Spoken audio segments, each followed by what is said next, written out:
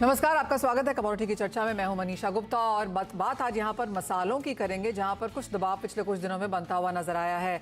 Demand और supply को लेकर यहां पर बाजार ने काफी सारी क्रॉप एंड डिमांड प्रोजेक्शंस की ही हैं, लेकिन आपको याद दिला दें, जिस तरह की वॉलेटिलिटी है, इसका फायदा भी आप यहां पर एक्सचेंज प्लेटफॉर्म पे उठा सकते हैं। सेबी ने पिछले साल जुलाई में मसालों के ऑप्शंस शुरू करने की मंजूरी भी दे दी थी। किस तरह का रिस्पॉन्स है, कैसे उसमें काम करेंगे, बताएंगे आपको। साथ ही साथ दूसरे देशों में किस तरह की एक्सपोर्ट की मांग है और खासकर कोरोना के बाद देश और दुनिया में मसाले किस तरह से कारोबार कर रहे हैं, इन सब पर बात करने के लिए हमारे साथ अब जुड़े हैं अमर अग्रवाल। ये हैं फूड इंडिया के डायरेक्टर अंकित अग्रवाल। अंकित, नमस्कार, बहुत शुक्रिया कार्यक्रम में साथ देने के लिए। आपसे पहले यही जानना चाहेंगे कि जिस तरह की उठापटक हमने मसालों में आते हुए देखी है, पिछले साल भी अच्छी खासी तेजी बंदी थी, इस बार भी वही होता हुआ नजर आया है, क्या अब ये नॉर्म ऑफ लाइफ है आगे जाते हुए? Good morning Manisha ji, and thank you for being on the show.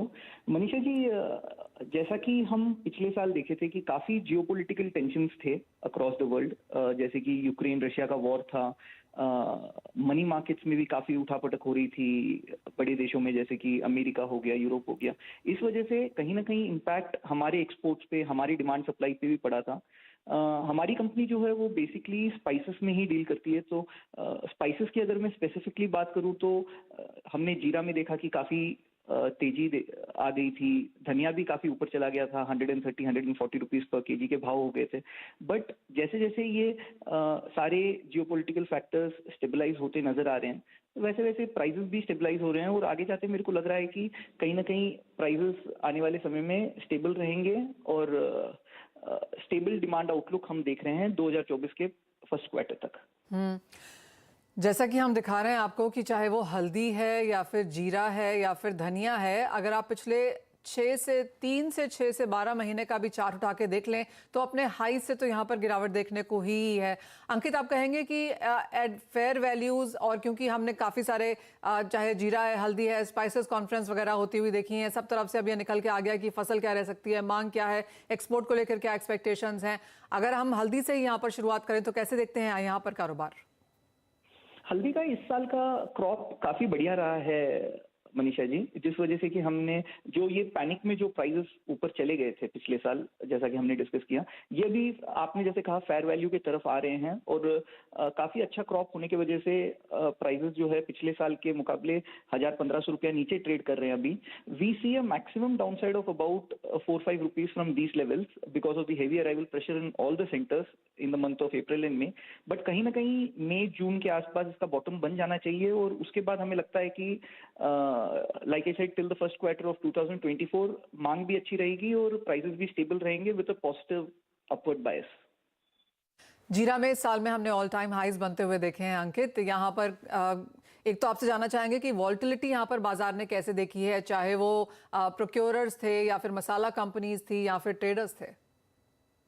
ये एक्चुअल में वॉलेटिलिटी जो रही है वो काफी ज्यादा रही है because of the various factors that we have discussed, और कहीं ना कहीं एक्सचेंज का इसमें मैं समझता हूँ कि बहुत बड़ा रोल रहा है कि इस वॉलेटिलिटी को कंट्रोल करने में। और हम जैसे जो प्रोसेसर्स हैं या स्पाइस मर्चेंट्स हैं, हम लोग के लिए एक बहुत ही एक इम्पॉर्टेंट टूल बना है पिछले 3-4 सालों में, I should say right from 2019 कि हमने देखा कोरोना आया, फिर ये जियोपॉलिटिकल टेंशंस हैं, तो इस पीरियड में हमने देखा है कि एक्सचेंज में जो कॉन्ट्रैक्ट्स चलते हैं they have become very robust, specially in these 3 commodities, जीरा, धनिया एंड टर्मरिक।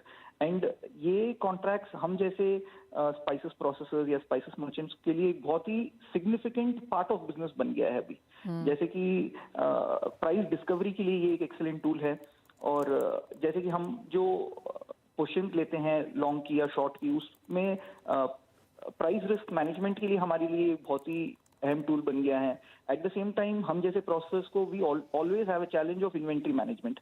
स्पाइसेस में क्या होता है, the maximum arrivals that comes is during a period of 60 to 90 days during the year, लेकिन हमको हमारे क्लाइंट्स को वो सप्लाई देना पड़ता है 365 दिन। तो उस इन्वेंट्री मैनेजमेंट के लिए भी हमने देखा कि काफी सारे ऐसे टूल्स हैं जो एक्सचेंज या ये कॉन्ट्रैक्ट्स हमें प्रोवाइड करते हैं, जिससे कि इन्वेंट्री मैनेजमेंट भी बहुत तरीके से हो सकती है। ये सारे चीजें जो है ये डेवलप्ड नेशंस जो है like America, they have been doing in commodities like cotton, maize, soybean on exchanges like CBOT etcetera. But जैसे जैसे इंडिया भी एग्रीकल्चर फील्ड में डेवलप हो रहा है और हम जैसे प्रोसेस को थोड़ा थोड़ा नॉलेज आ रहा है, हम समझते हैं कि आने वाले टाइम में these tools that exchange is providing, these contracts जैसे फ्यूचर्स एंड ऑप्शंस के contracts that exchange is providing, these are going to become indispensable part of the business of processes, spice processes and spice merchants. Exactly Ankit, जैसे आपने काफी valid point वहां पर put out किया कि commodity derivatives आपकी inventory management के लिए यहाँ पर काफी स्ट्रॉन्ग हेज टूल प्रोवाइड करते हैं। एक और यहाँ पर फ्यूचर्स तो हैं ही अंकित, और हमने ऑप्शंस इन गुड्स भी आते हुए देखा है। कितना फायदा आपने देखा है पार्टिसिपेंट्स को इन सभी वेरियस इंस्ट्रूमेंट्स एक ही कमोडिटी के लिए एक्सचेंज में निकलते हुए? इसका काफी फायदा होगा मनीषा जी, जैसे कि मैं कह रहा हूँ, लेकिन जैसे फ्यूचर्स के बारे में अभी थोड़ा थोड़ा नॉलेज पिछले 4 या 5 सालों में सभी एक्सपोर्टर्स को, स्पाइस मसाला कंपनीज को इसका नॉलेज मिलता नजर आया है और इसका फायदा अब धीरे धीरे सभी लोग उठाने लग गए हैं। ऑप्शंस अभी भी थोड़ा सा एक न्यू कॉन्सेप्ट है एज फार एज स्पाइसेस के कॉन्ट्रैक्ट्स कंसर्न्ड है। तो जैसे जैसे इसके बारे में नॉलेज बढ़ेगा, जैसे जैसे लोग यूज टू हो जाएंगे इन कॉन्ट्रैक्ट्स के, वैसे मैं समझता हूँ कि इसका फायदा और ज्यादा अच्छे रूप से उठा पाएंगे। जैसे आपने कहा कि फ्यूचर्स तो है, कॉन्सेप्ट ऑप्शंस जो है it's relatively new concept when it comes to spices.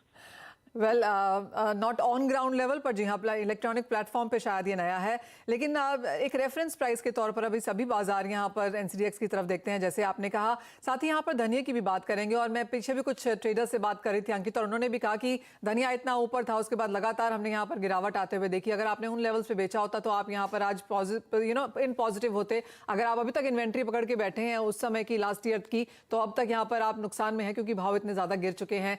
As a case study कैसा देखते हैं आप इन वन ऑफ दीज मसालों में बनती हुई, अगर हम धनिया का ही एग्जांपल लें तो?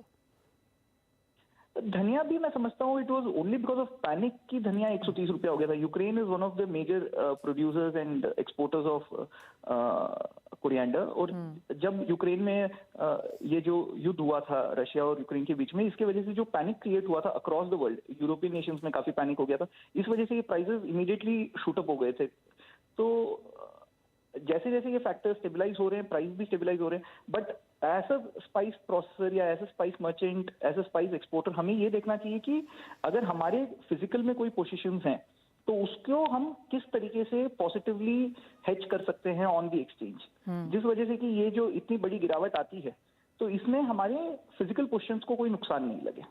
अभी जैसे आज अगर हमारी बात करें, हम लोग को काफी स्टॉक रखना पड़ता है स्पाइसेस का, so that we are able to supply to our clients in India and also abroad throughout the year.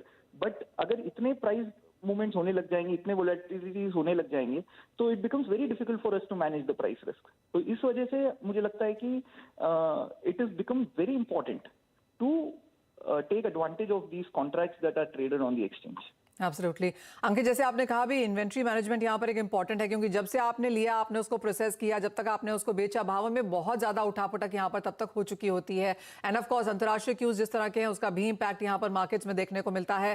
तो अगर एक स्मॉल ट्रेड लें या बड़ा ट्रेड लें, हेजिंग के तौर पर लें, डिलीवरी के तौर पर लें, आपने कैसे देखा है इस बाजार को सपोर्ट करते हुए आपको? नहीं, ये बाजार जो है like I previously said Manisha ji, जब भी हम कोई बड़ा ट्रेड लेते हैं तो हम उतना एक्सपोजर ले लेते हैं, and with the kind of volatility that is existing in the market right now, उतना बड़ा एक्सपोजर किसी भी कंपनी के लिए इट इज नॉट राइट। फिर तो वो स्पेकुलेशन हो जाता है, and we are not speculators, we are here trying to give solutions to our clients कि हम माल प्रोक्योर कर रहे हैं फार्मर से या मंडी से, we are processing it in our factories and we are supplying it to them throughout the year consistently, एक ही क्वालिटी। तो we are not speculators over here. But जब हम इतने बड़े पोर्शंस लेते हैं या इतने बड़े ट्रेड्स लेते हैं, हमारा एक्सपोजर बढ़ते ही चले जाता है। In order to maintain that exposure, in order to उस एक्सपोजर का जो भी नेगेटिव इंपैक्ट है उसको कम करने के लिए हमें पोजीशंस लेनी पड़ती है एक्सचेंज पे, and that is how this is become so important for a business. Absolutely, वरना तो हम स्पेकुलेटर्स बन जाएंगे। जी हाँ, अगर आप हेज नहीं करते हैं तो आप ओपन मार्केट में बिल्कुल ओपन पोजीशंस लेके बैठे हैं, बहुत ज़्यादा एक्सपोज्ड हैं और आप प्राइस मूव्स जिस तरह से आते जाएंगे उसका इम्पैक्ट आपको यहाँ पर पड़ता जाएगा। तो अगर आपको अपना मुनाफा बढ़ाना है और लॉसेस को कर्टेल करना है तो यहाँ पर हेज करना है काफ़ी उम्दा एक चीज़ रह सकती है। अंकित, आपने हल्दी और जीरे के बारे में तो यहाँ पर बात की और धनिया में हमने केस रिस्क की तरह यहाँ पर देखा कि क्या कुछ हुआ है, लेकिन धनिया में भी अगर आगे की बात की जाए, बाजार को अभी भी लगता है कि यहाँ पर मांग ज़्यादा बेहतर अच्छी निकल के आएगी। रमदान है, आगे और धनिया की मांग निकलती हुई नजर आएगी, स्पेशली जब भाव यहाँ पर इतने ज़्यादा मुनाफा वसूली देख चुके हैं, कुछ और बढ़त शायद रह सकती है। आप कैसे देखते हैं ओवरऑल मार्केट? मनीषा जी, काफी नीचे आ गया है बाजार। 130 में 130 का हमने भाव देख लिया था ऊपर में, जो कि आज 69-70 के आसपास है। हमें लगता है कि प्राइसेस यहाँ से और 4 या 5 रुपया नीचे जा सकते हैं because of the heavy arrivals in the market. और मनी मार्केट अभी थोड़ा सा liquidity, it has been effort किए जा रहे हैं central bank across the world की लिक्विडिटी को टाइट किया जाए, तो उसकी वजह से हो सकता है कि यहाँ से 4-5 रुपीज नीचे चले जाए बाजार। But I see the prices stabilising after June. Right Ankit, बहुत शुक्रिया साथ जुड़ने के लिए और उन तमाम तीनों मसालों पर बात भी करने के लिए। तो क्लियरली जैसे अंकित कह रहे थे, उन्होंने सप्लाई डिमांड और प्राइसेस व्यू तो यहाँ पर बताया ही, लेकिन इन्वेंट्री मैनेजमेंट के लिहाज से कमोडिटी डेरिवेटिव्स मार्केट क्या कुछ कर सकते हैं आपके पोर्टफोलियो के लिए, ये भी पॉजिटिवली बताया। ऑफकोर्स ऑप्शंस को लेकर अभी भी थोड़ी सी कम पार्टिसिपेशन है, हल्की सी चिंता है, ज्यादा अवेयरनेस वहां पर क्रिएट करने की जरूरत है। लेकिन जिस तरह की उठापटक हमने पिछले 1 साल में सभी मसालों में आते हुए देखी है, जहां पर एक साल में 40, 50, 60% तक की मूवमेंट प्राइसेस में देखने को मिली है, हेजिंग परहैप्स यहाँ पर एक बेहतरीन टूल अवेलेबल है। लेकिन इसी के साथ कमोडिटी की चर्चा में आज इतना ही। एक ब्रेक के लिए रुकेंगे, जब लौटेंगे तो जोड़ेंगे अपने एक्सपर्ट्स को अपने साथ, आपके लिए लेकर आएंगे कमोडिटी स्ट्रैटेजीज।